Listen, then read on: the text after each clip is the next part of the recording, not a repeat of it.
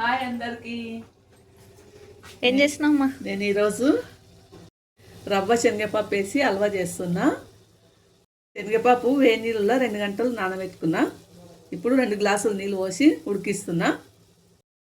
ఈ గ్లాస్తోన స్పెషల్ రవ్వ 2 గ్లాసులు తీసుకున్నా. బెల్లము 2 గ్లాసులు వేసుకుందాం. ఇట్లా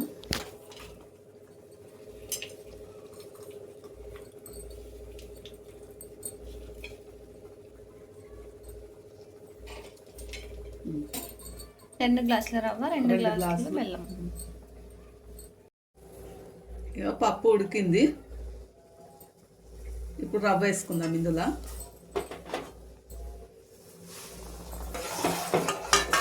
కొన్ని వాటర్ వేసుకుందాము.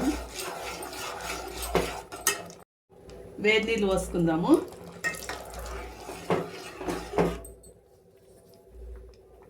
ఇప్పుడు రవ్వ ఉడికియాలి.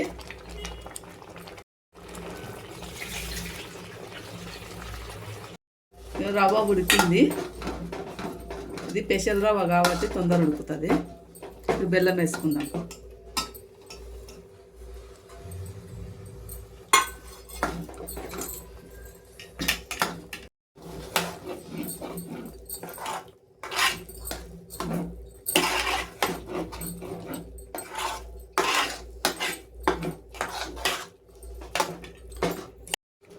బెల్లం కరిగే వరకు ఉడికించుకుందాం. బెల్లం కరిగే వరకు బెల్లము ఏమైందమ్మా? మళ్ళా చెప్తే ఇదే చెప్పు. ఈ బెల్లం మొత్తం కరిగే వరకు ఉడికించుకుందాము.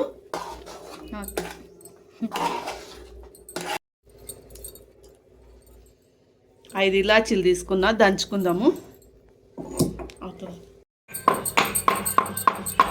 ఇలాచి పొడి వేస్తా. ఇది అయిపోయింది, బంద్ చేస్తున్నా. ఇప్పుడు నెయ్యిలో డ్రై ఫ్రూట్స్ వేసి వేయించి ఇందులో వేసుకుందాం.